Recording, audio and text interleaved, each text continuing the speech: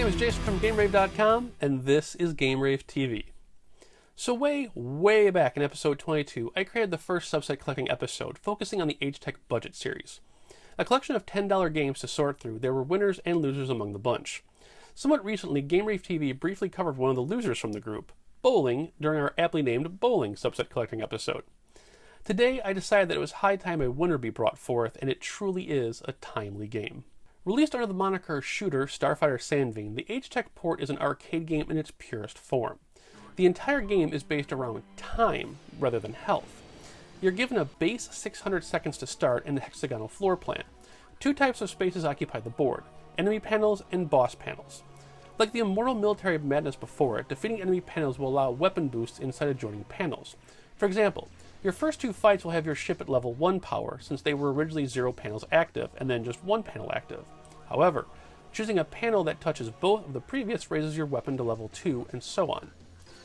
If you're hit by enemy fire, you don't lose health, but get seconds shaved off the clock. This is actually worse than it sounds, since not only is time your health bar, but your time remaining is how you unlock options in the game. And so far, I haven't unlocked any. The need to strategize which comes first, power or speed, will define your gameplay style. Once you're feeling confident, you can then jump into a boss panel to clear out the unwanted visitor. If you decide to go after them without fortifying the perimeter, you'll face a timely battle. If you actually took the time to run the gauntlet, which results in a quick boss defeat, you need to make sure that the time difference was worth the wait. For those wondering, I took the scared chicken shit route and made sure every boss was fully engulfed in a level 6 explosion. 5 levels are at your mercy, with the 5th level being nothing but boss panels, but we'll get to that in a second. Your journey into the grid begins with the choice of a ship and then its sub-weapon. Both choices focus around 3 possibilities, each designated by the in-game call signs of gluon, photon, and graviton. Or, in YouTube terms, your ship choices include spread shot, laser shot, and a single bomb shot, while your sub-weapons include homing missiles, a giant mine, or a light sword. In my hours with the game, I found the spread weapon ship combined with the homing missiles made for the safest bet. Thrill seekers should try the single bomb shot ship with the mine sub-weapon. You're essentially a walking, flying death machine, but in the I can only fire one shot at a time way. Gameplay is a hybrid of Robotron and asteroids, but only if they were stuck on an ice patch. You move in all 8 directions while firing your weapon, using your sub-weapon when it's charged. Enemy units are scaled to the game's progression, so sub-bosses you fight on the first level will eventually become the standard enemies in the later stages. The game's about an hour long, so each area is roughly 20 minutes, until you start continuing because you can't keep your face away from an enemy mine.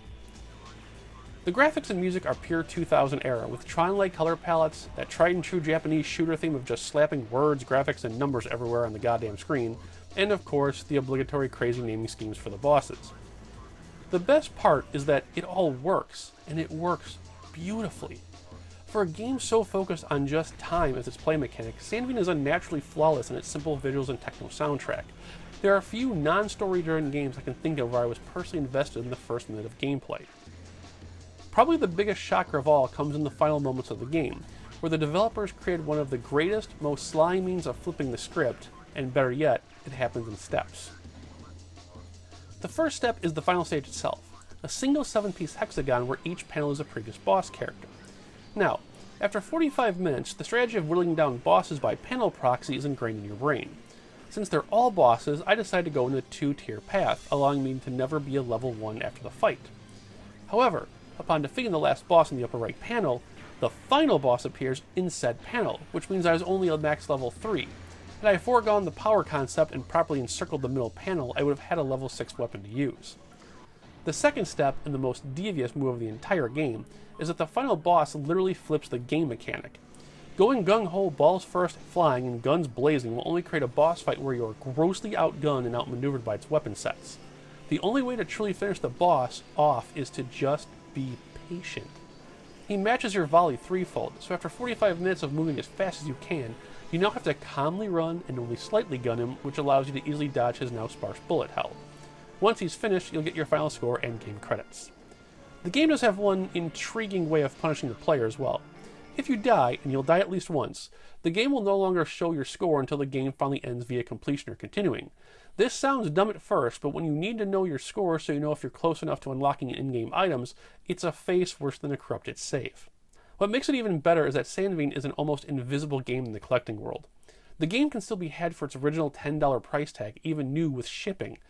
For less than the cost of fast food, you can snag one of the system's best forgotten games, if it was ever known at all.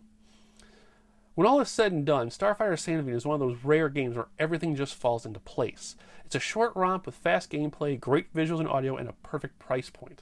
I highly recommend snagging it for yourself. You will not be disappointed.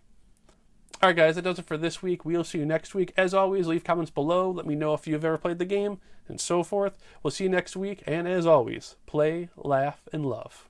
We'll see you then.